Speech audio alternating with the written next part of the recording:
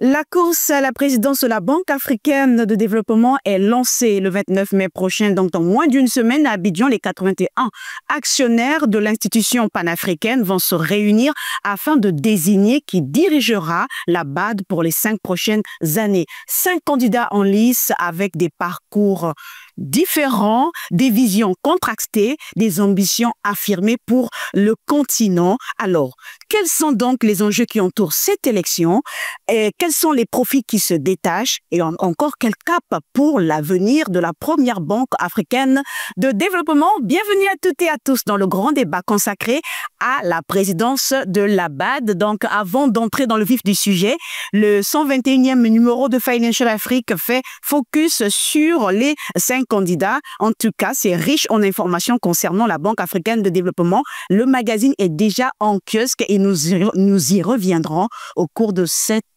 émission.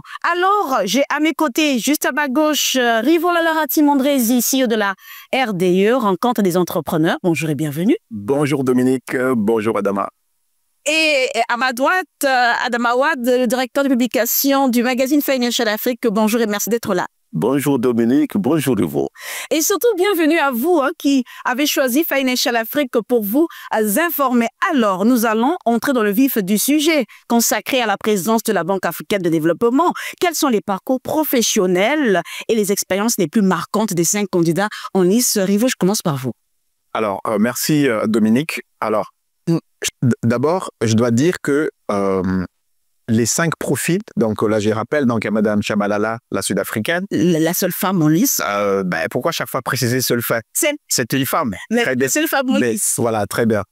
Monsieur Hott du Sénégal, Monsieur Amadou Hott du Sénégal, Monsieur Sidi Ould Ta de Mauritanie, Samuel Mounzele Maïmbo de la Zambie et Monsieur Abbas Mamad Toli du Tchad. Quand même, je trouve que en termes de profil, purement profil, vraiment, là, je trouve que là, l'Afrique a le meilleur, en fait, à offrir. Sincèrement, en termes de parcours, en termes d'expérience, en termes d'expertise, on ne peut pas dire, en tout cas, ce débat en disant que les Africains, à peu près, sincèrement, ils ont tous de très haut niveau. Très, très haut niveau. Donc, ça, déjà, d'une part, je trouve que c'est très bien. Donc, comme tu as dit tout à l'heure, Dominique, ambition affirmée. Effectivement, pour moi, ils peuvent tous prétendre être la présidence. Adama reviendra certainement sur les coulisses, les alliances, parce que ça reste quand même une élection. Ça reste une élection. Une élection veut dire alliance, qu'on appelle ça la contre-alliance. Voilà. Mais je trouve d'abord, en termes de profil, je trouve que c'est très, très, très intéressant. Ça, c'est le premier point. Deuxième point, en termes d'expertise, on a M. Toli, l'ex-gouverneur de la BEAC, de l'Afrique centrale, Banque des États de l'Afrique centrale, M. Ta. Et ancien président aussi de la BDAC, exact. La Banque de développement de l'Afrique centrale. M. Sidi Ould Ta, ancien président de la BADEA, la Banque arabe demain pour le développement africain. M. Samuel Mounzele Maïmbo, responsable de la Banque mondiale, un haut responsable qui a vraiment eu des vrais postes de demande de responsabilité. Monsieur Amadou Hott, qu'on connaît bien ici au Sénégal, la tête de Francis, l'ancien ministre de l'économie, ex-gestionnaire de UBA, bref. Et Madame Tshabalala, qui est l'ancienne senior vice-présidente, donc en gros, c'est en dessous du président. Il y a la senior vice-présidente. En fait, donc vraiment des gens, on ne peut pas dire qui viennent tâtonner. Ce sont tous des gens qui ont une vraie expérience, aussi bien publique que privée. Donc, ça m'encourage, ça m'enchante. Et peut-être je vais laisser Adama poser également donc le décor. Mais en tout cas, pour ça, ça m'enchante. L'élection s'annonce assez serrée. Très serré même, je dirais, parce qu'une fois encore, si on parle uniquement de profil, parce qu'avant, vous voyez, c'est-à-dire, voilà, lui, il n'a que, je sais pas, il n'a que, avec un petit master, comme moi, j'ai un PhD. Là, moi, j'ai été ministre, il n'a pas été ministre. Là, sincèrement, tout le monde a occupé vraiment les postes prestigieux, là où ils sont, et je pense que le choix ne sera pas par là. Je pense que le choix, ce sera davantage sur la vision, sur justement leur capacité à convaincre, parce qu'on en parlera tout à l'heure. La BAD a cette spécificité, c'est que l'élection du président de la BAD se fait à double majorité. C'est-à-dire que les pays régionaux donc les pays africains doivent voter en majorité, 50,1, et les pays non régionaux, en fait, donc ceux qui ne sont pas africains, doivent également, en fait, voter à 50,1. C'est pour ça que tout à l'heure, je parlais ça va être intéressant de voir la capacité de chacun et de chacune à former des alliances. Alors, à entendre Rifo, l'élection à la présidence de la BAD est assez serrée, des profils avec des parcours prestigieux, comme il le dit, mais ils se distinguent les uns des autres. Alors, selon vous, en fait, quelles sont les expériences les plus marquantes des 5 candidats en lice? Oui, ils sont à la fois tous bons, avec des CV vraiment de tonnerre, comme l'a dit Rifo, et ils sont différents par leur parcours, par leur vision. Et vous verrez dans ce journal l'interview des 5 candidats. Et moi, je pense que il y a ceux qui se détachent doublement. D'abord, c'est le plan de leur programme, et deuxièmement, c'est le plan diplomatique. Sur le plan du programme, moi, je dirais par exemple que Sidi Oulta a un mot que je retiens. Il compte multiplier par 10 les approbations et les engagements à la Banque africaine de développement. Aujourd'hui, à l'heure où je vous parle, la Banque africaine de développement approuve 10 milliards de dollars par an et décaisse 5 milliards. Mais ce n'est rien comparé aux immenses besoins du continent africain. On parle de besoins estimés entre 393 et 400 milliards de dollars pour rattraper un petit peu tous les déficits. Donc, pour moi, ça, c'est quelque chose, c'est un engagement fort qui le distingue quand même de certains candidats. Deuxième point qui le distingue de ces candidats, c'est le fait d'apporter une alternative au face-à-face périlleux que l'Afrique entretient avec les ex-colonisateurs, avec les pays occidentaux en général. Là, il ne s'agit pas, en tout cas pour lui, de faire de la rupture, mais surtout de diversifier, d'élargir le cercle des partenaires avec notamment le monde arabe. Et ce n'est pas dit au hasard, puisque Sidi Oulta étant lui-même à l'intersection entre le monde arabe et le monde africain, et c'est tout à fait normal, étant aussi, jusqu'à très récemment, président de la Banque arabe de développement en Afrique, la BADEA. Donc, étant membre du groupe de coordination arabe, c'est l'ensemble des bailleurs arabes qui se sont constitués en groupement avec des objectifs d'investir jusqu'à 75 milliards de dollars en Afrique. Donc, c'est tout à fait normal qu'ils plaident pour cette alliance stratégique qui est renforcée entre le monde arabe et l'Afrique. Donc, voilà ce que je dirais de Oulta. Amadou Hott, c'est le parfait banquier, ancien de UBA, effectivement, ancien ministre de l'économie. Et Amadou, ce qu'il compte faire, c'est renforcer, remobiliser les ressources de la BAD, donc augmenter l'efficacité.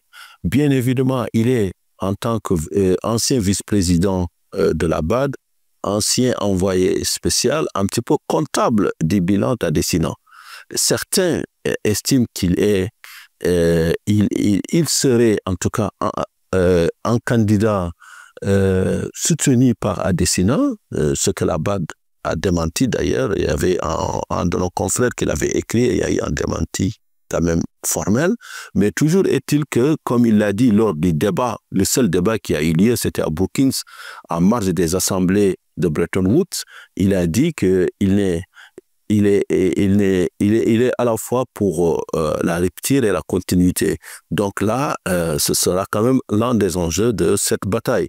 La Sud-Africaine, donc Swazi, elle met en avant son expérience dans le secteur privé, puisqu'elle dit que je suis la seule parmi les candidats à travailler dans le secteur privé. Je pense qu'elle l'a dit dans une opération de promotion, parce que tous les candidats connaissent bien le secteur privé, en ayant été à la fois du côté de l'offre comme de la demande, du côté des porteurs de projets comme du côté des bailleurs. Donc, elle est la seule femme, mais en tant que vice-présidente, qui est parti à la base. Senior vice-président. Senior vice-président. Il y a 5 vice-présidents pour le pouvoir. Oui, il a été obligé de quitter prématurément la BAD suite aux rumeurs sur sa candidature, donc qui est parti dans des conditions assez difficiles. Je dirais qu'elle a un goût de revanche dans sa candidature aussi. Donc voilà, et sa candidature aussi met à mal celle de Samuel Membo, puisque Samuel... La même zone, certainement. Samuel avait été désigné candidat de la SADC. La Southern African Development Community. Il a d'ailleurs précisé lors de l'interview. Effectivement, voilà, il l'a précisé lors de l'interview accordée à Dominique, ici même à Dakar. Donc, Samuel Membo a vu donc cette alliance fracturée par la candidature sud-africaine. Le problème, c'est que les Sud-Africains représentent à peu près 33% des votes de la zone SADC. Et il y a un autre candidat aussi, c'est Abbas Mohamed Toli, donc ancien gouverneur de la Banque des États de l'Afrique centrale, qui avait été soutenu très tôt par la communauté des États de l'Afrique centrale. Mais hélas, au fil des mois, on a vu que ce soutien est plutôt factice, puisqu'on voit par exemple des pays comme le Gabon, le Congo, et d'autres se déterminer sur d'autres candidats. Donc, à la fin, on se dit, voilà, entre engagement, programme et diplomatie, tous les candidats ne sont pas logés à la même enseigne. Il y a beaucoup de pronostics. Je pense que même les lecteurs de Financial Afrique ont exprimé leur vote, mais c'est anecdotique, ce n'est pas très important. Vous le retrouverez sur le site du journal. Mais on parle de plusieurs scénarios. On parle d'un scénario probable de minimum 5 tours de vote, hein, et de 2 candidats qui vont se retrouver au final et qui seront départagés dans une bataille féroce et frontale entre régionaux et non régionaux, c'est-à-dire entre pays africains et pays non africains. Puisque cette élection va se jouer définitivement sur un mot: la gouvernance. Alors, avant de poursuivre avec le registre des questions, je vais d'abord revenir sur le sondage que Financial Afrique a réalisé sur la présidence de la Banque africaine de développement. Donc, le sondage a révélé, alors il faut le dire que c'est un sondage qui a récolté 244 réponses, et donc en tête de liste, c'est le docteur Sidi Ould Tah avec 54% de voix. En deuxième position, nous avons l'ancien ministre Amadou Hott avec 28,7%. En troisième position, nous avons le docteur Samuel Membo avec 9%. En quatrième position, nous avons Madame Chabalala avec, bon, le pourcentage n'est pas signifié, mais il est assez infime. Et en dernière position, nous avons l'ancien gouverneur, M. Mahamat Toli. Donc, c'est un sondage à retrouver sur le site Financial. Peut-être il faut préciser que les lecteurs de Financial Afrique ne voteront pas.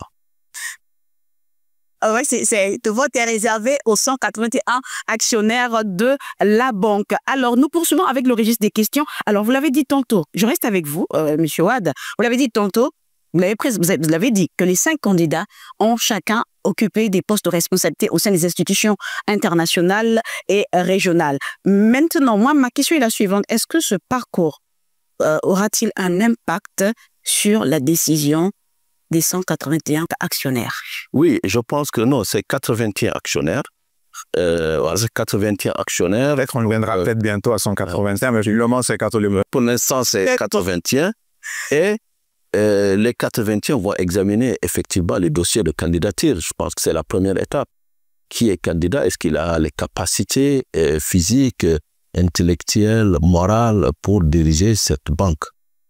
Donc, c'est tout à fait normal que le parcours joue un rôle très important. Les postes aussi qui ont été occupés. Et là, justement, sur les postes, je peux prendre par exemple Samuel Membo, par exemple, qui a été quand même chef de cabinet même de 2 présidents de la Banque mondiale, dont Malpass. Donc, et qui a aussi dirigé l'IDA. C'est le fonds concessionnel de la Banque mondiale, donc qui est très familier aux questions de développement.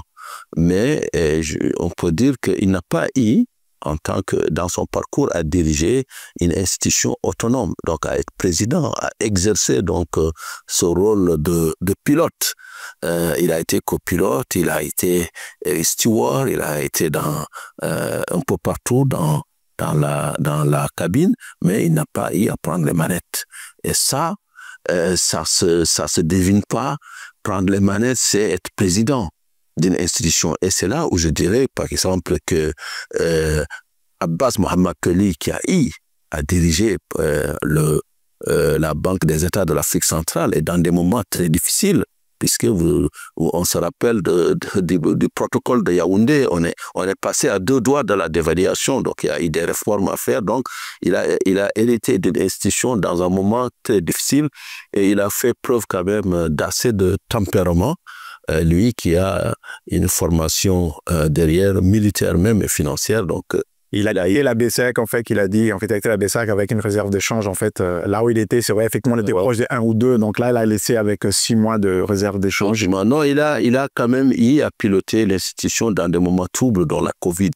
Mais celui qui a vraiment dirigé une banque, une institution de développement, c'est Sidi Oulta, qui est arrivé à la BADEA en 2015 et qui en est parti donc en 2025 pour être candidat à la présidence de la Banque africaine de développement. Quand il est arrivé à la BADEA n'était pas notée. C'était une institution un petit peu je dirais même, c'était juste une institution d'appui budgétaire basée à Khartoum, au Soudan, et qui aidait les pays à résoudre certains écarts dans leur budget. Donc, depuis qu'il est arrivé, non seulement la BADEA est notée aujourd'hui AAA, auprès de l'agence de notation japonaise et AA auprès des agences classiques, les trois sœurs. Mais aussi, il a pu ouvrir un élan vers le secteur privé africain. Il a quadruplé le capital de la banque. Il a augmenté les décaissements par 12, comme vous le verrez dans l'entretien qu'il nous a accordé.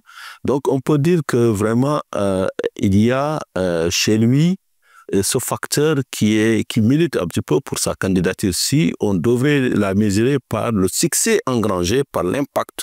L'impact, on peut le dire très vite.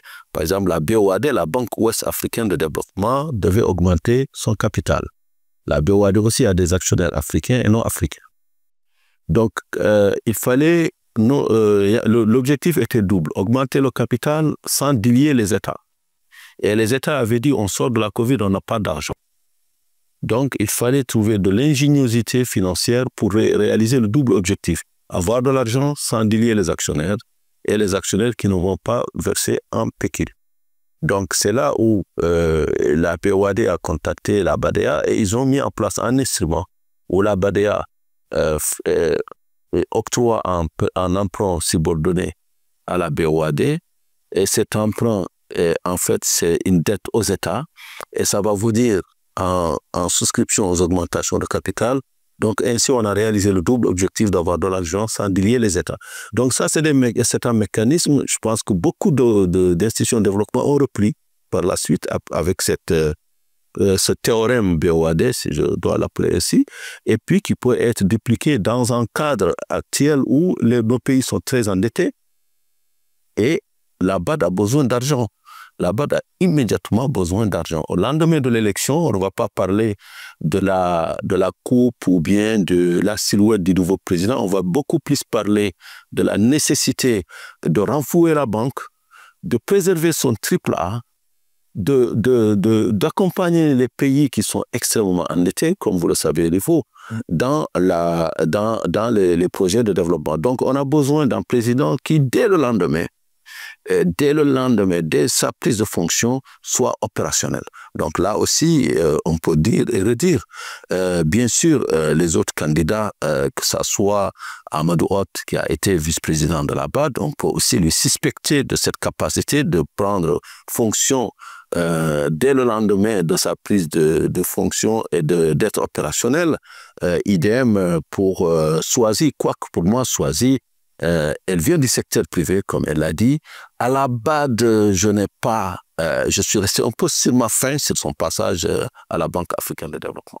Alors, Yves, je me tourne de votre côté. Nous sommes en train de parler du parcours des 5 candidats qui va certainement avoir un impact sur le vote du 29 mai. Alors, parmi les 5 candidats, on a le programme des différents candidats dans le 121e numéro de Financial Afrique. Mais parmi ces 5 candidats, il n'y a que, selon ce que moi j'ai lu, il n'y a qu'un seul candidat qui a un objectif très concret concernant les finances. Il dit de multiplier les finances par 10. Alors, qu'est-ce que cela vous inspire, en fait, le programme des différents candidats?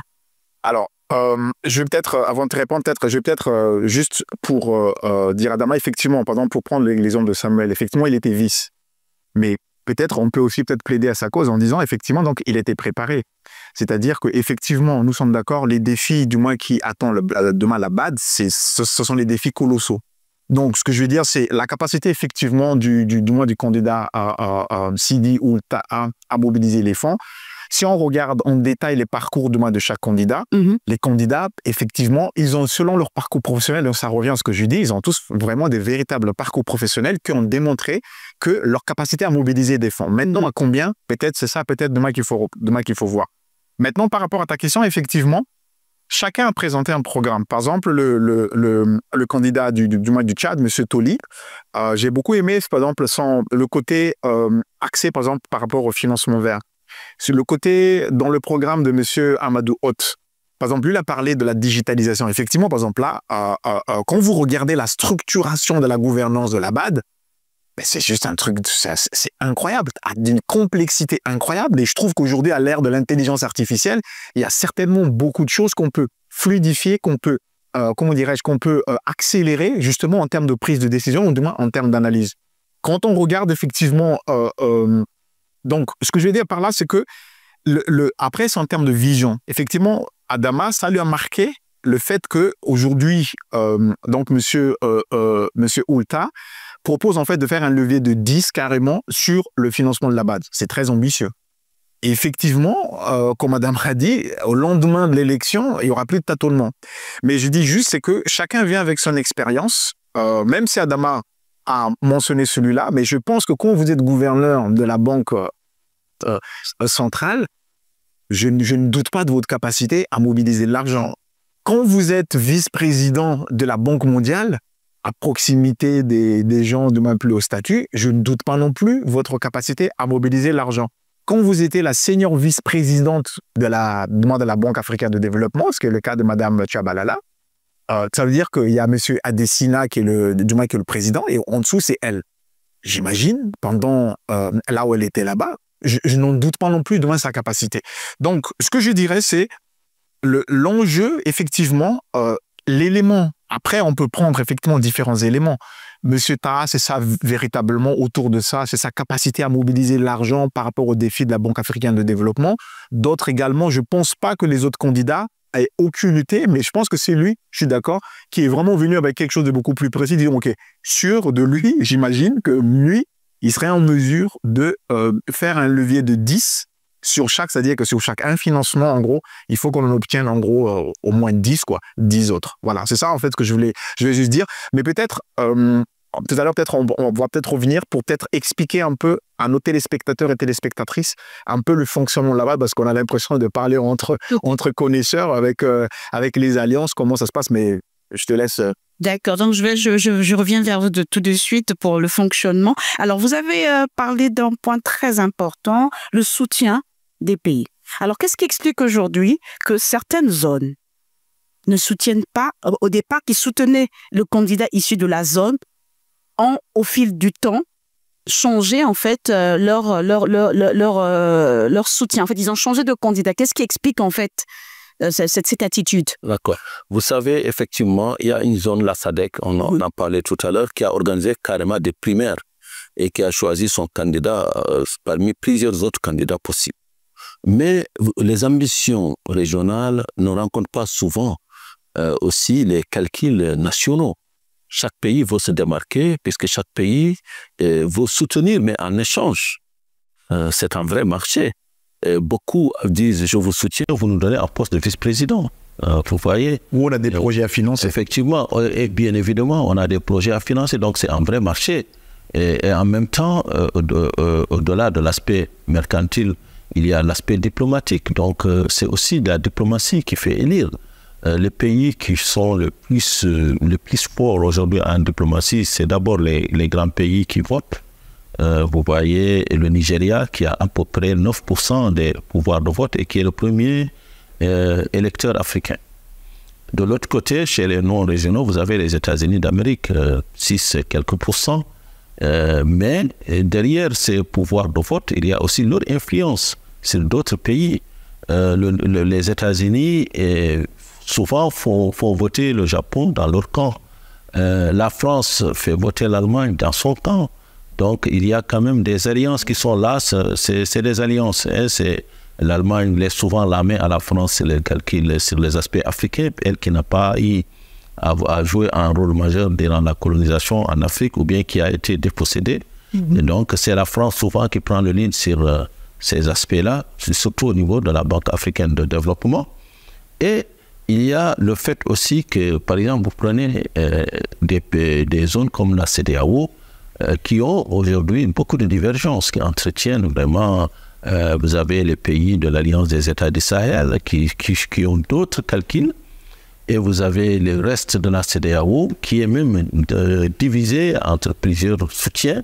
Donc, moi, je dirais que les communautés économiques régionales ne pèsent pas lourd dans le choix des futurs candidats de la BAD et qu'on est dans de vraies logiques diplomatiques nationales et des logiques aussi internationales. Parce que pendant que les pays africains vont peut-être voter en candidat, les pays non régionaux, eux, vont voter les intérêts.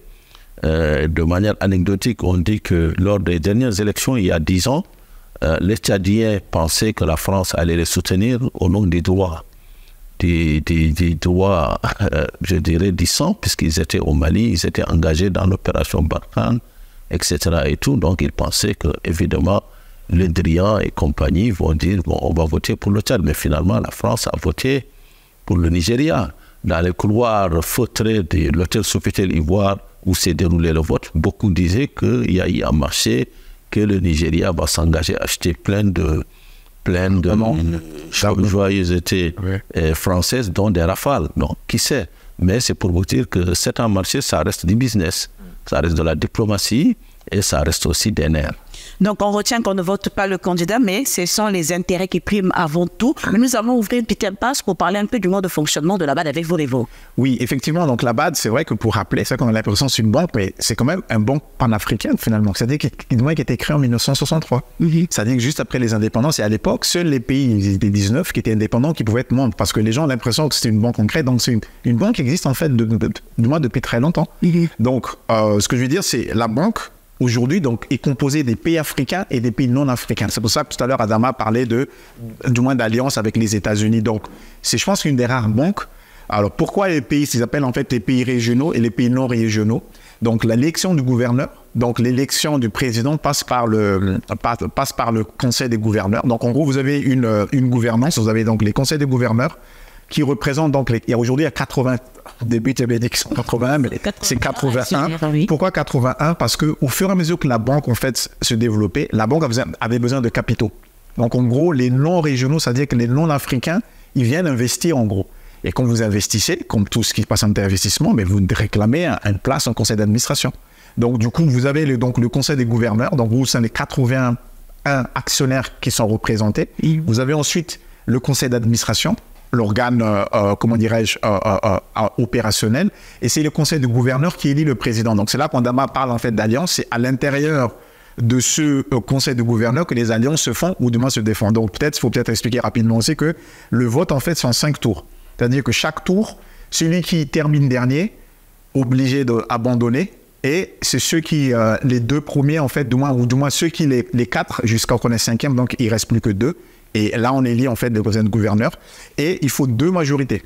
C'est-à-dire qu'en Afrique, c'est compliqué. C'est-à-dire que vous devez plaire à vos pairs et vous devez plaire aussi aux autres, en fait, de moi qui ne sont pas nécessairement, en fait, africains. Donc, vous devez obtenir, en fait, un double. On parle de double vote.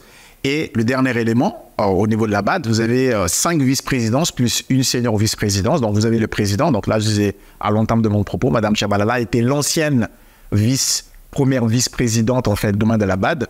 Ils ont nommé une Camerounaise dont le nom m'échappe, madame, je ne pourrais pas écorcher son nom, mais je sais qu'elle est camerounaise. Et il y a 5 vice-présidences, et dont Adama, à l'entame de son propos, a mentionné monsieur Hoth, était un des vice-présidents demain au niveau de la BAD. Bon, voilà, ça c'est juste peut-être pour bien planter j'ajouterais juste pour préciser que effectivement la BAD est née en 1963-64. Elle est même considérée comme la sœur utérine de l'Union africaine, ex-OIA. qui avait été établie à l'Est et il fallait que la BAD soit à l'Ouest, donc à Abidjan. Et deuxièmement, que de 1964 à 1970, les mandats étaient de 6 ans et non de 5 ans aujourd'hui. Et que le premier président de la BAD était un Soudanais, Mahmoud El Beheri, qui a d'ailleurs été pratiquement, qui a rencontré aussi des problèmes de gouvernance, qui a été fait démissionner suite à des problèmes donc, de gouvernance au bout de son mandat.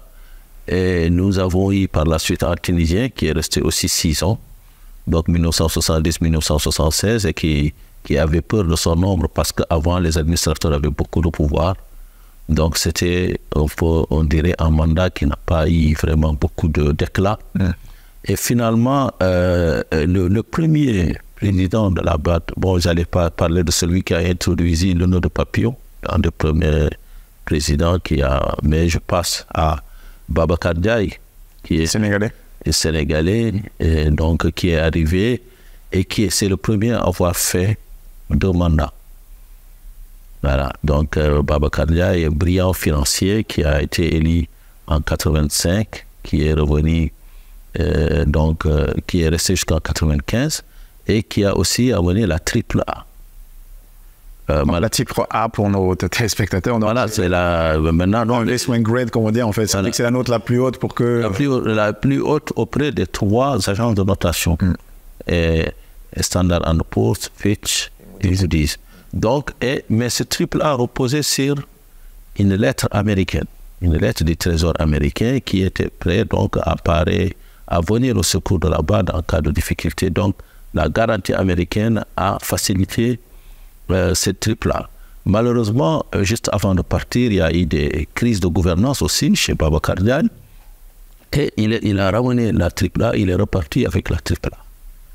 Et quand il est parti, il y a eu un autre président qu'on appelle l'ouragan réformateur, Omar Kabaj du Maroc, qui a été élu, mais au terme de 14 tours. Pour vous dire que les 5 tours, ça a été 14 tours, des blocages à l'unisson, et puis il a fallu vraiment, à l'époque il y avait le colonel Kadhafi, il a fallu un coup de théâtre de la Libye qui a réussi entre deux pauses de café à convaincre certains partis, notamment le Nigeria, à se retirer et à laisser le Marocain passer. Donc Omar Kabaj est venu et il a initié rapidement, puisqu'il a vu la situation catastrophique des effectifs de la BAD en coût d'exploitation hyper élevé, tu le soulignais tout à l'heure avant l'émission, et il a fait partir au terme d'un bilan de compétences très dur, puisque où on demandait à chaque employé de la BAD de rédiger qu'est-ce qu'il fait de sa journée et tout, c'est du Doge de Musk avant l'heure, et il a fait partir 225 personnes sans état d'âme. Il a demandé un prêt pour cela de 20 millions de dollars pour faire partir ce qu'on appelle les branches mortes. Et selon les chroniques informelles et jamais racontées de la BAD, il y a eu beaucoup de cas de suicide et de mort. Ceux qui n'avaient pas, ils avaient même mis en place un diplôme minimal pour occuper certaines fonctions. Beaucoup sont partis se recycler dans les organisations. Bref, Omar Kabaj a ramené la triple A et depuis la BAD ne l'a jamais perdu. Et il reste comme étant le président réformateur. Et après lui, on a eu le Rwandais Donald Kaberuka, qui a été mon cher infrastructure, puisque c'est sous sa houlette que la BAD a pris cet élan vraiment vers les grands projets d'infrastructure, a augmenté ses financements, a même dépassé à un certain moment la Banque mondiale. C'était une première dans les années 2009, 2010, 2011. Donc, et en même temps, il avait un guichet secteur privé.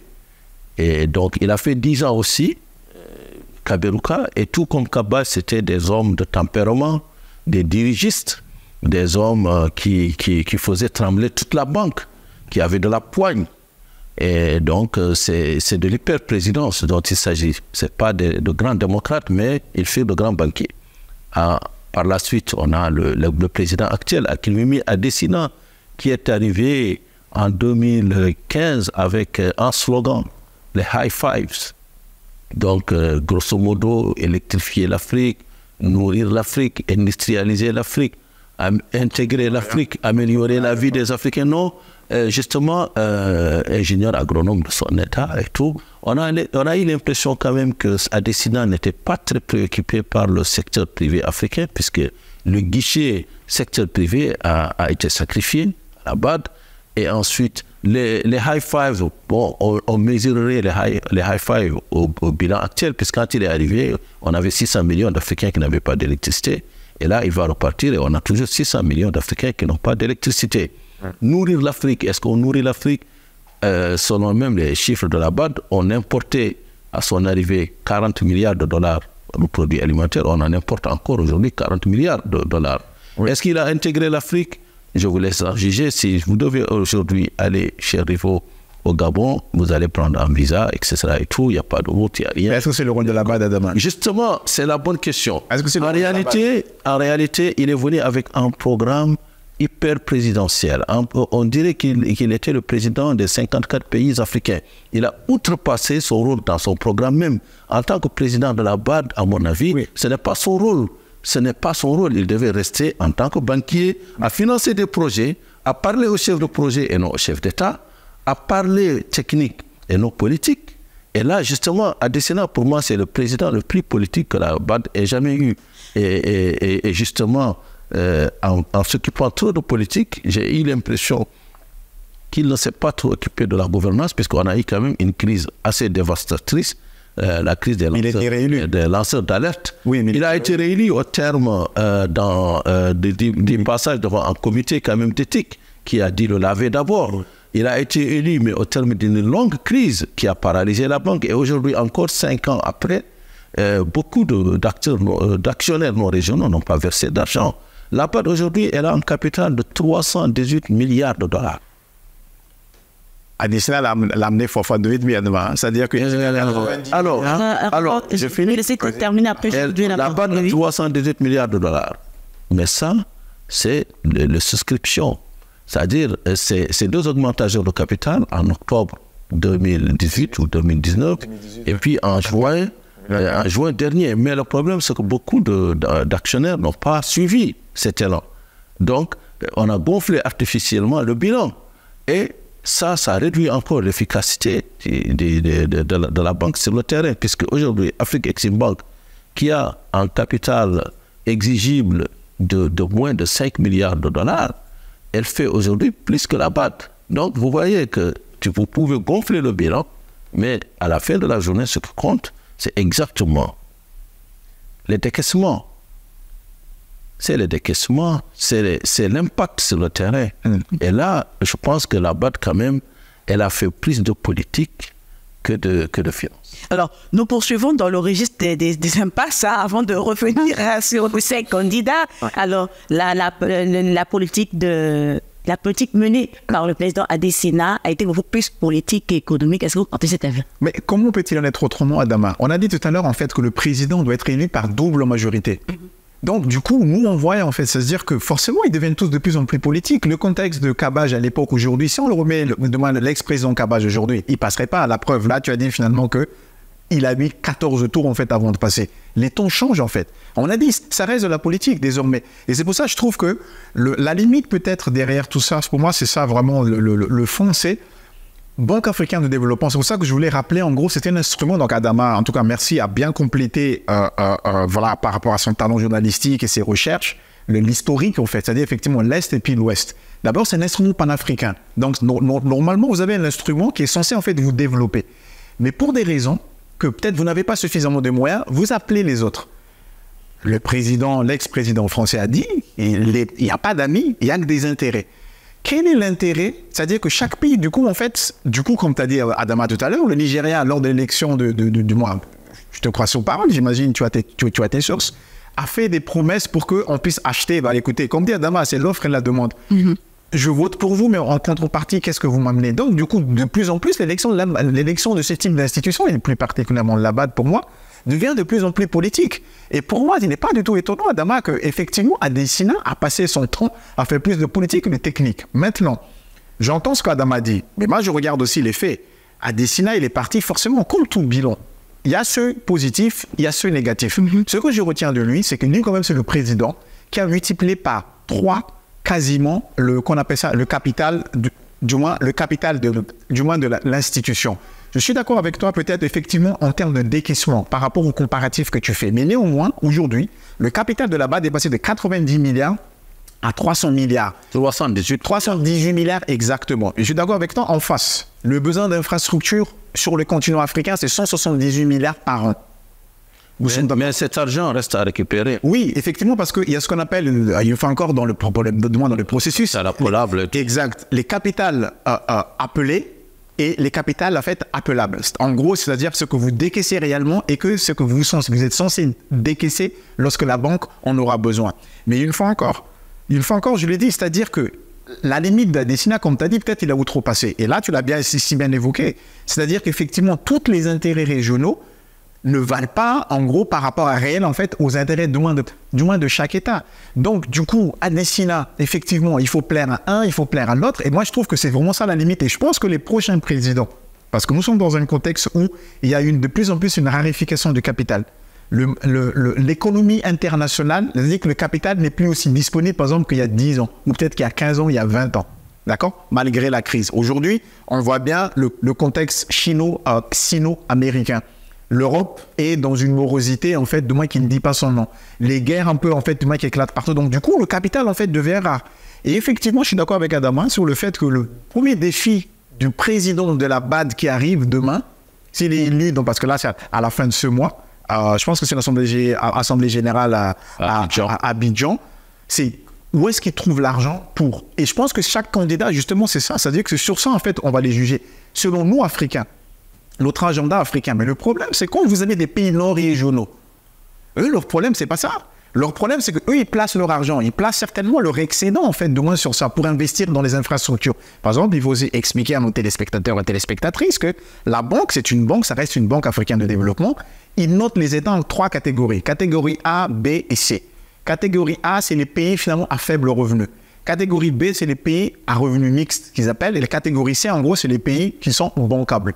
Et en fonction de ça, la Banque africaine de développement, un instrument qui s'est développé, franchement, je trouve qu'il y a cette banque mérite... Il y a de la place pour les réformes. Il y a de la place pour les réformes, c'est-à-dire que le Fonds africain de développement, donc ça, c'est les prêts concessionnels que la banque accorde pour les pays, par exemple, qui ne sont pas solvables. C'est comme vous, quand vous allez à la banque, quand la banque vous dit, écoutez, monsieur, votre projet, allez voir les microfinances. En gros, c'est ça, en gros. Donc, avec les taux, donc, c'est-à-dire que, ce que je veux dire par là, c'est le président sortant, il a certainement fait des choses. Mais moi, ce que je retiens de lui, c'est quand même, effectivement, il est dans cette logique du moins de l'ex-président Kabureka, le Rwandais, en termes d'infrastructure. Il a ouvert le fameux entrepreneuriat, du moins sur le secteur agricole, ce qui n'était pas nécessairement le cas auparavant. Il est quand même venu, parce que de par sa formation ingénieur agricole, il est venu investir, du moins ouvert ce secteur-là. Il est venu investir sur l'entrepreneuriat des femmes, des jeunes, et puis, du moins de manière globale. Par exemple, au Sénégal, on peut parler de programmes PAVI 2, etc. et tout, du moins qui sont financés par ce type de programme. Donc, ce que je dis, c'est, moi, je comprends ce qu'Adama dit, mais je ne suis pas autant sévère que lui, peut-être sur le bilan du moins du président Adesina, parce qu'il est juste, en fait, du moins dans un contexte, et là, tu l'as évoqué, ça parle quand même d'une élection, comme par hasard. Lors de son réélection, on a tous des dossiers, tous ces présidents, ils ont tous des dossiers. Et ce que je remercie juste pour le moment, avec la campagne qui est entamée, il n'y a pas des coups bas, il n'y a pas par exemple, en tout cas, je n'ai pas vu, d'après mes lectures, par exemple, qu'on a sorti que tel était ceci, forcément, tout le monde, quand il exerce des responsabilités, on a tous on commet tous des bonnes choses. Il y a des choses qu'on fait moins bien. Mais il faut jusqu'à la fin que les choses qu'on fait le mieux soient davantage quantifiées, supérieures que les choses qu'on fait moins bien. Alors, je reste avec vous. Donc, vous n'avez pas de lecture, la lecture de la vision de chaque candidat. Alors, pourrait-on, la prochaine élection de la BAD, va-t-elle marquer une continuité ou une rupture avec celle du président Adesina? Alors, je pense que la vraie vision, je pense que c'est vraiment, on tourne autour du pot. En tout cas, il ne faut pas tourner autour du pot. C'est la capacité de mobiliser le capital. Et c'est surtout ça. C'est-à-dire que quelqu'un qui vient dire oui, je pourrais, oui, j'ai des réseaux dans le Golfe, je connais quelqu'un à Washington. Je pense que ça ne marche plus. C'est-à-dire que clairement, on a besoin en fait de capitaux. C'est ça qu'il nous faut défaut. C'est-à-dire que là, chacun des candidats déclinent leur vision, mais comme tout entrepreneur, en gros. C'est-à-dire qu'on peut tous décliner nos visions, mais sans capital, en fait, vous ne pouvez pas faire grand-chose. Nous avons tous des très, très belles idées, mais il n'y a pas de capital, vous ne pouvez pas faire grand-chose. Et je pense que c'est autour de ça, pour moi, si on devrait juger. Mais une fois encore, nous, en tant qu'Africains, parce qu'on est biaisés, parce que c'est ça la difficulté de la BAD, en fait. Est-ce que les Américains vont voir de cet œil-là? Comment les Américains vont voir, en fait, une institution, dit, voilà, quelqu'un qui va vraiment porter cette institution, qui va nous faire développer. Après, je ne suis pas paranoïaque. Je ne suis pas paranoïaque dans le sens où, oui, vous pensez que les gens sont contre vous. Mais comme je l'ai dit, on voit bien la guerre entre les États-Unis et la Chine. Aujourd'hui, par exemple, ce que je regrette un petit peu, c'est dans tous les programmes, du moins en termes de vision, du moins de chaque candidat, la place du R&D, le recherche et développement. Il y en a quelqu'un qui parlait un petit peu, par exemple, clairement, qu'est-ce qu'on fait de ça? Je pense que c'est le candidat zambien, il en parlait un petit peu lors de son interview. Mais je trouve qu'il est vite passé. Quel est réellement aujourd'hui, c'est-à-dire que la Chine investit, en termes de chiffres, 14% de leur PIB, 14% en termes d'infrastructure. Ils investissent tout autant sur le R&D. Nous, le R&D, c'est quoi? C'est que le recherche et développement, c'est comme ça qu'ils trouvent en fait l'intelligence artificielle. Est-ce que nous, nos universités, nos laboratoires de recherche, est-ce qu'on va continuer à être faméliques, en demander un peu, faire du moins le mondial, à se tourner vers les institutions privées ou des fondations européennes, qui d'ailleurs imposent aussi, parce que c'est eux qui donnent l'argent. Vous voyez ce que je veux dire? C'est-à-dire que la main qui donne est toujours au-dessus de la main qui reçoit. Donc, moi, c'est autour de ça, en fait. C'est-à-dire que je trouve que la vision, c'est bien, mais c'est réellement, en fait, une fois encore, ce sont tous des candidats de qualité, mais c'est réellement aller en détail. Mais la problématique, c'est que nous, Africains, c'est ça qu'on veut. Mais est-ce que les gens en face, est-ce qu'ils sont alignés par rapport à par rapport à ce qu'on fait? Avoir une vision, c'est bien, mais quels sont les actes concrets qui seront posés? Alors, la prochaine présidence de la BAD pourrait-elle marquer, pour vous, à votre avis, une rupture, une continuité? Voilà, moi je répondrai en parlant des éléments de contexte, la conjoncture internationale avec la décision américaine de se retirer un petit peu de tous les programmes d'aide à l'international, la fermeture de l'USAID, et pour la Banque africaine de développement, le désengagement américain sur le guichet concessionnel, le FAD, le Fonds africain de développement, qui est d'ailleurs en pleine reconstitution de son 17e fonds. Donc là, déjà, il y a un vrai problème autour de 500 millions de dollars suite au désengagement américain, un désengagement qui pourrait être accompagné d'autres désengagements de la part d'autres pays. Donc, je finis, Rivo. Adama, juste en fait, pardon, juste en fait, pour aller dans ton sens, regarde, on a juste besoin de 500 millions. D'accord? Nous sommes 54 pays. Si un pays donne 10 millions chacun, est-ce qu'on n'arrive pas à couper cette main?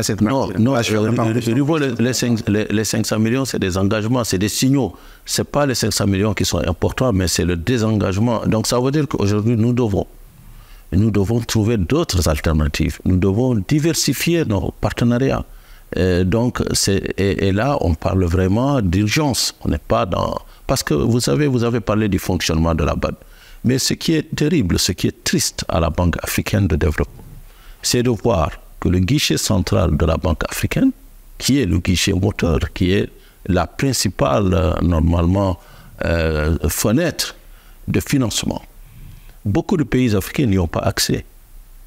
Oui, à cause de ABC, comme j'avais dit. C'est-à-dire que votre investissement, ça reste une banque, Adama. Beaucoup de pays africains n'y ont pas accès. Je pense qu'on parle de 38. Vous voyez? Et les pays qui ont accès, c'est les pays qui ont un peu certains standards, comme le Maroc, comme la Tunisie, comme l'Égypte, comme le Nigeria, et l'Afrique du Sud. Donc, pendant longtemps, d'ailleurs, le Maroc est le premier client de la BAD. Alors, dans ce contexte, vous dites on augmente le capital. Et vous demandez aux petits pays, les Comores et tout, chacun de participer. Madagascar et j'en passe. Et quand ces pays participent, c'est pour financer les plus développés. Donc là, il y a une réforme à faire. Parce qu'il ne faudrait pas que nous, on souscrive à des augmentations de capital pour financer le Nigeria, l'Égypte ou d'autres pays. Donc là, il y a eu beaucoup de réformes qui ont été introduites d'abord par Kaberuka et puis par Adesina pour élargir, pour démocratiser l'accès au guichet central de la BAD. Deuxièmement, le fonds FAD, le Fonds africain de développement, tous les pays membres non régionaux qui souscrivent, ils souscrivent aussi au FAD. Mais là, on a un pays comme la Chine qui est l'attributaire de la plupart des marchés de la BAD, les marchés d'infrastructures, les marchés d'énergie, etc. Mais la Chine participe très faiblement dans le guichet FAD.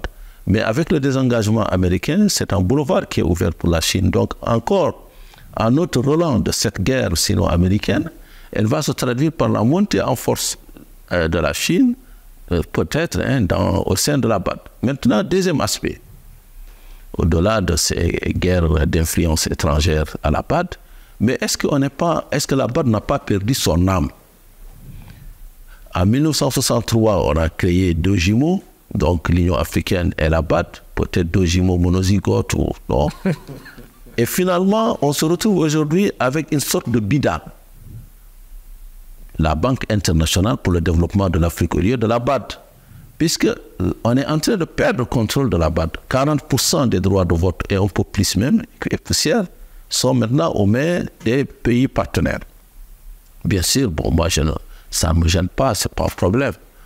Par contre, les financements de la BAD ne profitent pas au secteur privé africain, puisque les seuils d'éligibilité exigés sont très largement au-dessus des capacités des entreprises africaines. Je vous donne un seul exemple, puisque vous avez parlé de l'agriculture, en glorifiant le bilan de Adesina. Non, je ne glorifie pas, je dis juste... Au Sénégal, je vous donne deux choses.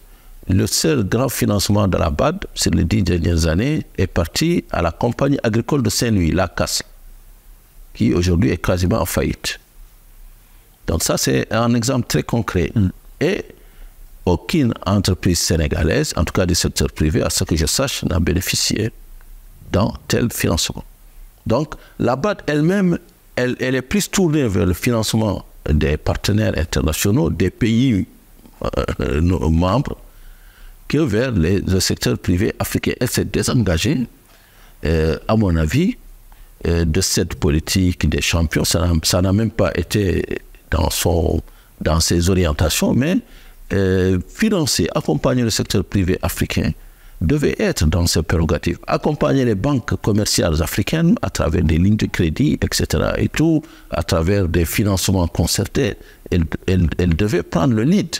Mais que fait la BAD aujourd'hui? Franchement, moi, je me dis que ce que fait la BIDA aujourd'hui, le prochain président, pour la rupture, oui, il faut une rupture fondamentale, une rupture vraiment définitive avec la BAD que nous avons en ce moment, c'est-à-dire avec une banque qui porte le nom africain, qui en a sa couleur, qui a son odeur, mais qui n'est pas l'Afrique. Et donc, on a besoin d'une vraie banque africaine. Et là, peut-être l'un des 5 candidats, pourra nous aider à avoir une banque africaine. Pas en chassant les partenaires internationaux, loin de là, au contraire, en les renforçant, mais à travers un nouveau pacte. Alors, vous parlez d'une rupture définitive. Nous allons rester sur les candidats. Vous avez évoqué la question sur le secteur privé. Je pense que le candidat zambien, le docteur Membo, il parle de la création d'un conseil des jeunes et un conseil du secteur privé. Oui. Je pense que peut-être que cette réforme sera prise en compte. Moi, j'ai bien peur que le candidat américain qui a séjourné... Non, j'ai dit le candidat américain. Lapsus révélateur. Parce que lors de l'Africa-Sio Forum, on lui a posé la question de ce qu'il pensait, je ne sais pas, des décisions de Trump. Il a dit, en rigolant, vous voulez me faire à mal avec l'un des principaux actionnaires de la BAD. Donc je pense que Samuel Membo, son problème, c'est justement, quand je l'écoute, parfois j'ai l'impression d'être face à une organisation caritative, non, à une organisation caritative. Carrément. Oui, parce qu'il est un petit peu dans des idées d'inclusion sociale qui est bien. Mais aujourd'hui, encore une fois, on n'a pas besoin de politique. On a besoin d'une BAD qui revienne dans ses fondamentaux de banque, d'abord. Et la banque, ce n'est pas fait pour ce n'est pas fait pour des considérations politiques et sociales. La banque, c'est fait d'abord pour être dans ses fondamentaux, pour gagner de l'argent, pour pouvoir continuer. N'oubliez pas que la BAD a failli carrément tomber en faillite dans les années 80. Il a fallu faire partir 225 personnes. Et quand Omar Kabbaj est venu, il a fallu d'abord ramener la rentabilité, parce que sans laquelle rien ne peut se faire. Donc aujourd'hui, ce que nous avons besoin d'une banque africaine forte. Les politiques doivent être menées par les États, pas par la BAD. Les politiques sociales, l'inclusion des femmes, les programmes des jeunes, ça c'est les pays. C'est les pays, c'est l'Union africaine peut-être, mais la BAD doit faire la BAD. La banque doit faire la banque et non la politique. Alors donc nous allons aborder le dernier volet de cette émission consacrée à la présidence de la BAD. Alors Rivo, je viens vers vous. Quelle lecture faire des axes stratégiques défendus par chaque candidat? Alors, je souscris à ce que Adama dit. D'abord, peut-être pour répondre à Adama, je souscris à ce que tu dis, Adama. Oui, la banque doit faire la banque. Mais si on fait ça jusqu'au bout, il fallait jusqu'au bout, comme tu as dit tout à l'heure. On est 54 États pays africains. Il y en a que combien qui sont qualifiés finalement réellement à aller prendre des prêts? En fait, il n'y en a pas beaucoup. Et donc, malheureusement, toi, tu plaides effectivement pour qu'une banque doit jouer le rôle de banque, comme chez nous en fait. D'abord jouer le rôle de banque. Non, d'abord jouer le rôle de banque, mais je dis en fait, c'est-à-dire que est-ce que justement le fait de faire venir ces gens, du moins les pays non régionaux, c'était bien parce qu'on avait besoin de capitaux. Mais le problème, c'est que ces pays-là, ils viennent pour fructifier leur argent. C'est-à-dire qu'ils viennent en fait en termes d'influence. Comme tu dis, tu parles tout à l'heure du moins des États-Unis. On parle de la Chine, on parle de la France. Est-ce un atout, une faiblesse pour le continent? Mais je pense que c'est vraiment en fait une faiblesse parce qu'on est systématiquement autour de ça. Je ne pense pas, j'ai pas souvenir, peut-être tu me corrigeras, Adama, qu'une institution, une banque de cette taille-là, qu'on puisse voter en fait du moins le prochain président à double vote. C'est-à-dire qu'à double majorité. J'ai jamais vu ça en fait. C'est-à-dire que déjà, à une seule majorité, vous voyez bien les élections, déjà une seule majorité, c'est hyper complexe. Et là, vous devez plaire. Je dois plaire à Adama et je dois plaire à Dominique en même temps. Mais il s'avère que Dominique, en fait, finalement, que Dominique n'aime pas le vert. Il s'avère que Adama, lui, il aime le rouge. Qu'est-ce que je dois faire, en gros? Bref. Donc, c'est juste pour dire à Adama que, oui, si on allait jusqu'au bout, mais il faut encore la disponibilité du capital, parce que c'est ça, en fait, le fond de tout ça. Il faut qu'effectivement, que la banque donne la disponibilité du capital, mais malheureusement, c'est ça que j'ai dit. Tu as parlé en termes d'engagement. Je reviens encore, j'insiste. C'est notre incapacité. Un pays, regardez le budget de chaque État, il manque 500 millions. Sincèrement, c'est la loi du nombre. Pour le FAD. Hein. Oui, pour le FAD, il manque 500 millions. Allez, évidemment, il manque 1 milliard. Qu'est-ce que pour un pays, 10 ou 50 millions de dollars, Dominique? Sincèrement, même soi-disant les pays les moins avancés. Je n'aime pas les pays pauvres parce que pauvres, je trouve que ça ne veut rien dire. C'est-à-dire que pour moi, ça ne veut rien dire. On peut être pauvre matériellement, mais très riche en fait, spirituellement, etc. Et tout. Donc, c'est-à-dire que qu'est-ce qu'il y a 50 millions dans nos pays? Des fois, ça représente même le budget juste de tout le parc automobile d'un pays. Donc, nos pays, en fait, c'est-à-dire que nos dirigeants de chacun de nos pays doivent apprendre ça. Il faut qu'ils investissent. Donc, ce que je veux dire par là, c'est que pour moi, en tout cas, peut-être, et puis avant de te répondre vraiment à Adama, le fait que les Américains se sont désengagés, pour moi, c'est une des meilleures nouvelles, en fait, qu'on a eues, parce que maintenant, le roi est venu. Maintenant, il faut qu'on se débrouille par nous-mêmes. Et je vais dire encore, nos États, là, il y a de l'argent, mais il ne veut pas mettre là-bas. À l'époque, comme tu as dit, dans les années 80, Mobutu, il avait fortune personnelle, autant finalement que la dette du Zaïre à l'époque. Qu'est-ce que l'empêchait d'ailleurs une fortune personnelle que les Suisses, ils ont tout pris? Parce qu'il avait la seule signature lorsqu'il était décédé. Quand les héritiers sont venus, les Suisses disent, écoutez, là, vous, je ne connais pas. Parce que la seule signature qu'il a laissée, c'est ça. Donc, de l'argent était englouti. Ce que je veux dire par là, c'est que notre incapacité, en fait, à investir. Ça, c'est le mot qu'il faut que tout le monde parle, mais les gens ne font pas. Et ça commence par nos États. Où sont nos investissements? Juste, je finis dessus. Regardez les Norvégiens, le fonds souverain norvégien. On a monté des fonds souverains chez nous. Regardez le fonds souverain Abu Dhabi, le fonds souverain saoudien. Ils investissent, ils mettent leur argent issu du pétrole sur les marchés financiers, obligations, matières premières, tout ce que vous voulez, et ça le rapporte. Aujourd'hui, chaque Norvégien, il a une fortune grâce à le truc d'investissement que nous, regarde, placer juste 50 millions pour une banque africaine de développement pour vous financer. Bien. Maintenant, pour répondre à ta question, en termes de lecture des axes stratégiques défendus par chaque candidat. Oui, mais en fait, une fois encore, ce que je regrette, en fait, là, on en parlait tout à l'heure, Adama, peut-être là encore, parce que là, ça m'échappait tout à l'heure, Adama parlait de comment se fait-il que tout ce que les marchés partent aux Chinois, comment se fait-il que nos entreprises, du moins, ne sont pas qualifiées? Et là, on revient à la même problématique. C'est l'incapacité, je trouve qu'autour de la BAD, et d'ailleurs c'est le problème de toutes nos institutions, et ça quand même, il y a un candidat qui l'avait dit, et je trouve que c'est assez pertinent aussi, je pense que le candidat à Oulta, il dit en fait que si lui vient, il va ramener toutes les autres institutions, Afreximbank, il dit qu'il ne trouve pas normal qu'Afreximbank fait ce qu'ils ont à faire de l'autre côté. Qui est créé par la BAD. Hein. Et voilà, qui est créé par la BAD, c'est ça qui est dingue. C'est-à-dire qu'Afreximbank font ce qu'ils ont à faire là-bas. La BOAD fait ce qu'ils ont à faire là-bas. Il n'y a pas une synergie en fait autour. Et autour de ça, je trouve aussi qu'autour de la BAD, autour de ces institutions-là, quelle est quel est l'écosystème privé autour de ces institutions-là? Aujourd'hui, la BAD a besoin de beaucoup de choses.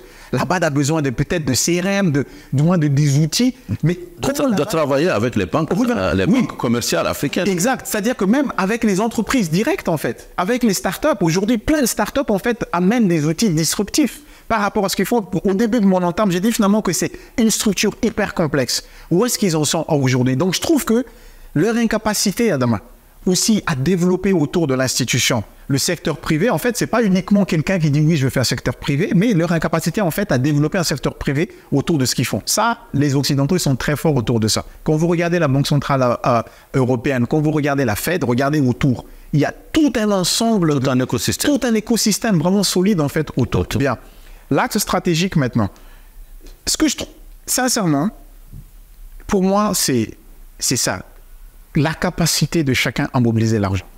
C'est vraiment ça. C'est-à-dire qu'il n'y a pas d'autre, Dominique, pour moi. Fondamental. Pour moi, c'est vraiment fondamental. Parce que par rapport au défi, une fois encore, si on parle d'industrialisation, une usine, c'est du capital. C'est pour ça que chez nous, le capital est rare. On le sait, on n'a pas besoin de le redire, c'est juste pour enfoncer une porte ouverte. Les banques ne donnent pas. On a fustigé ici. Les banques sont détenues par les étrangers. Ils ne donnent pas. Et les économistes sénégalais, en tout cas les économistes qui ont fait des études au Sénégal, les banques ne donnent qu'entre 15 ou 20% uniquement. Les locaux ne sont pas financés parce qu'il y a un agenda, en gros, pour X raisons. Je n'ai pas envie que peut-être que tu développes ou du moins finances davantage chez nous par cela. Donc, tant qu'on n'a pas le capital, selon notre agenda, pour moi, c'est lui qui est capable de mobiliser le capital, mais pour nous, ça va être difficile, là, comme je l'ai dit encore, parce que vous vous dites, OK, moi, je vais mobiliser le capital pour industrialiser l'Afrique. Mais les Chinois vont vous dire, ou demain les autres vont vous dire, mais ah non, c'est-à-dire que là, vous allez concurrencer nos usines de fabrication, etc. et tout. Donc, peut-être, on ne va pas nécessairement, en fait, voter pour vous, on va plutôt voter pour lui, qui fait un peu plus politique. Vous voyez ce que je veux dire ou pas? Donc, ce que je dis, c'est vraiment pour moi la capacité du candidat à mobiliser l'argent qui sera utile véritablement pour le développement du secteur privé africain. Et là, je rejoins Adama, secteur privé africain. Et là, effectivement, il faut qu'on soit... Donc là, j'imagine, ce sont des vieux pieux parce que la réalité n'est pas celle-là. C'est-à-dire qu'il faut qu'ils roulent en termes de banque. Il ne faut pas qu'ils fassent de la politique, mais ça reste une élection. Une élection veut dire politique. Vous devez faire campagne, vous devez séduire. Vous savez que vous devez mentir. C'est ça, ça fait partie du jeu. Vous devez mentir, oui, c'est ça, ça fait partie du jeu. Tous les hommes politiques mentent. C'est-à-dire qu'ils ne remplissent pas leurs promesses, mais si vous ne mentez pas, moi, c'est comme une séduction, en fait. Quand vous allez voir une jeune fille, vous dites non, je suis au chômage, je veux bien qu'on ensemble. La jeune fille va dire non, elle ne va jamais vous prendre. Vous allez dire non, finalement, je roule en BMW, etc. et tout. La même chose pour les politiques. Et puis après, on se rend compte effectivement que c'est un chômeur demain qui n'a pas d'argent. Mais donc, malheureusement, c'est ça, en fait. Donc, comment sortir de ça? Je n'ai pas la solution, mais clairement, pour moi, la vision stratégique, c'est la capacité à mobiliser une certaine somme désormais. Adesina ouvert, c'est-à-dire que Kaboreka l'avait fait, Adesina quand même est passé. Maintenant, il faut qu'on peaufine le fait de dire effectivement passer de 93 à 318 choix de milliards, c'est bien, mais il faut que ça soit palpable. Et pas juste des... C'est pas uniquement des écritures comptables, il faut maintenant qu'on passe palpable. Et ça, pour moi, c'est ça que j'attends en fait du mois du prochain candidat. Nous sommes dans quasiment les dernières minutes de cette émission. Nous parlons de la lecture des axes stratégiques défendus par chaque candidat. Pour Rivo, c'est la capacité à mobiliser des fonds et à votre avis? Écoutez, ça ne sera et toujours que la capacité à mobiliser des fonds. Parce que c'est une banque, ce n'est pas une église. Donc il faut de l'argent, il faut des... il faut des capitaux.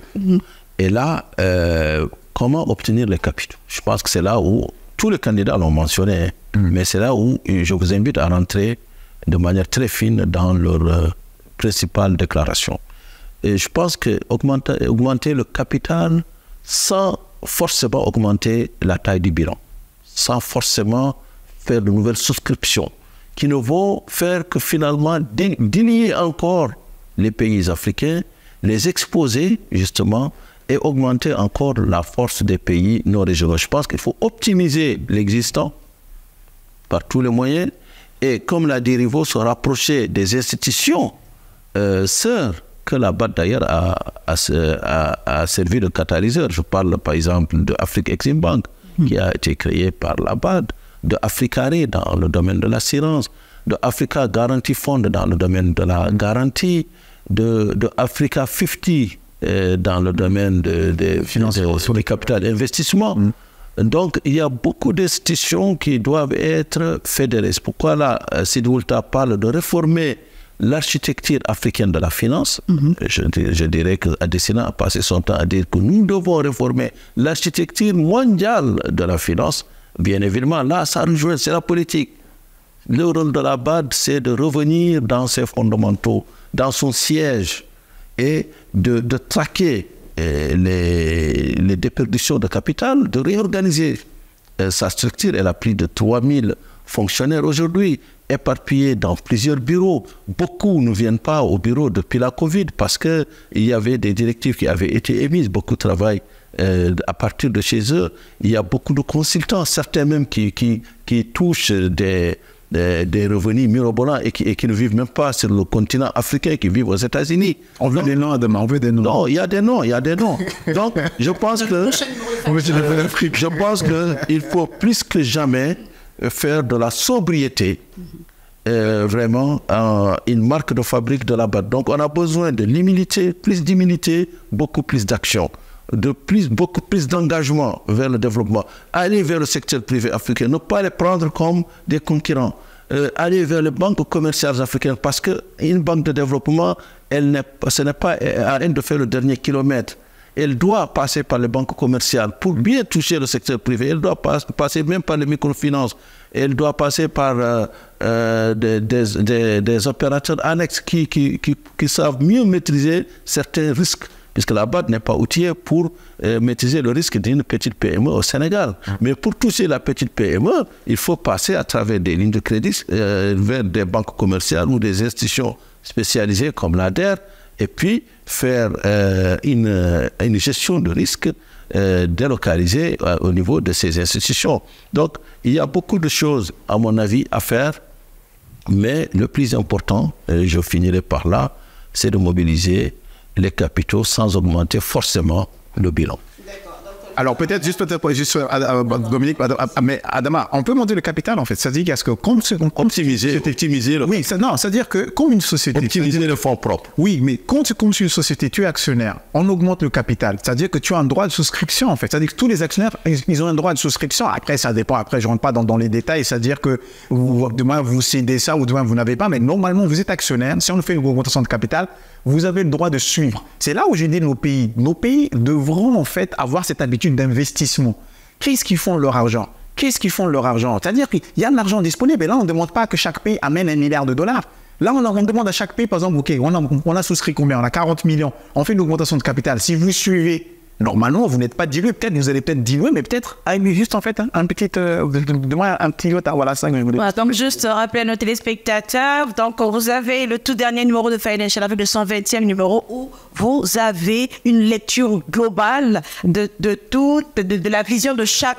L'interview des 5 candidats. L'interview des 5 candidats, une lecture globale de la vision de chaque candidat. Financial Afrique a tendu le micro à ces candidats et ils ont parlé à cœur ouvert. Alors, moi, je ne saurais clore cette émission sans poser la dernière question. Le double vote, est-ce une atteinte à la souveraineté africaine ou pas? Oui. Oh.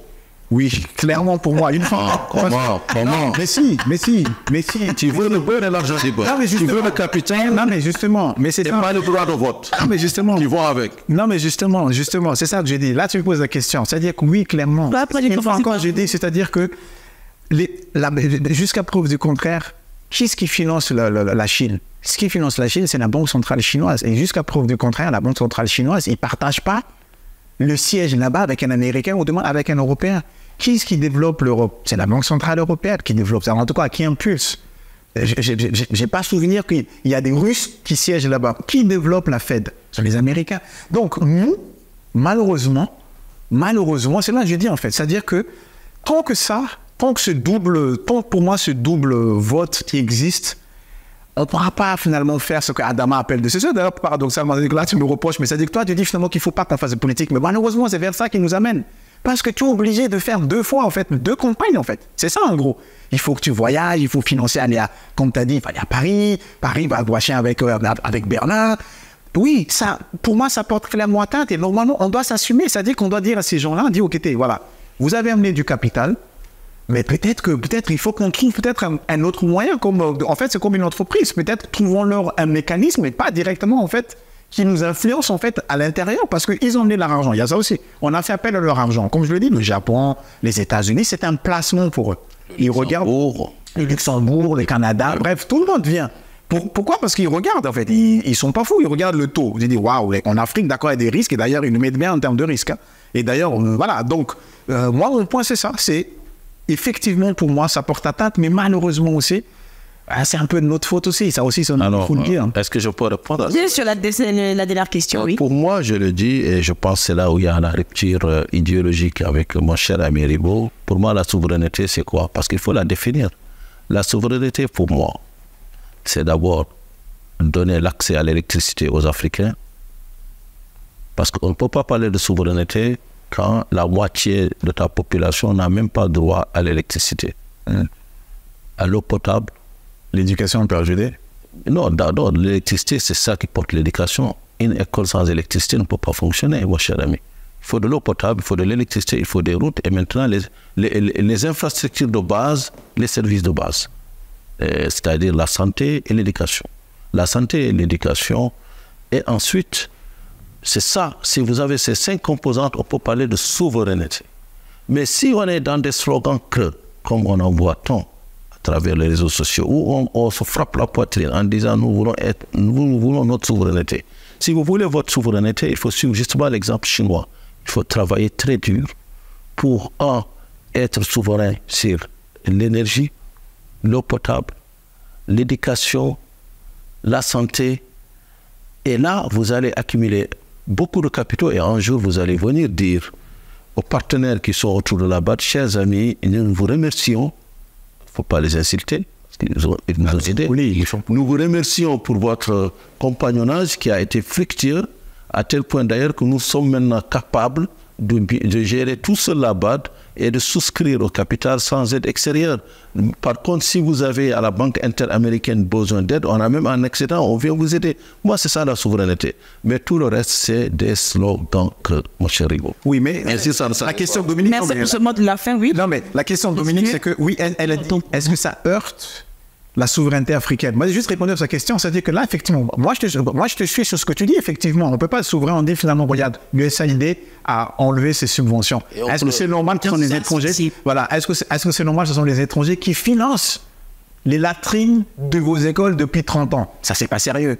Est-ce que c'est normal que ce sont les étrangers qui vont financer finalement l'électrification du moins de vos villages? Ils vous achètent le moustiquaire. Voilà, exact. Ça, je suis d'accord. Mais ta question, c'est que, est-ce que ça heurte notre souveraineté? Oui, clairement, j'ai dit oui, en fait, à l'heure actuelle. Mais le problème, c'est que, comme je suis d'accord avec toi aussi, on ne peut pas se bomber le torse, ou du moins taper le torse en disant que nous, on veut être souverain et que dégager de là. Non, c'est pas ça que je dis. C'est dit juste, c'est que le double vote tel qu'il est aujourd'hui, ça heurte notre souveraineté parce que les gens qui sont en face, ils vont pas faire en sorte que vous allez vous développer. Ils ont un agenda. Qu'est-ce que les Américains, c'est-à-dire, est-ce que les Américains vont vraiment vous aider à ce que vous soyez plus compétitifs par rapport, par exemple, à leur industrie, du moins de transformation de fer? Jamais. Pourtant, ils sont actionnaires chez vous. C'est ça que j'ai dit, en fait. C'est juste ça par rapport à ta question. Mais oui, je suis d'accord avec toi, Adama. Donc, je ne sais pas quelle rupture idéologique tu as.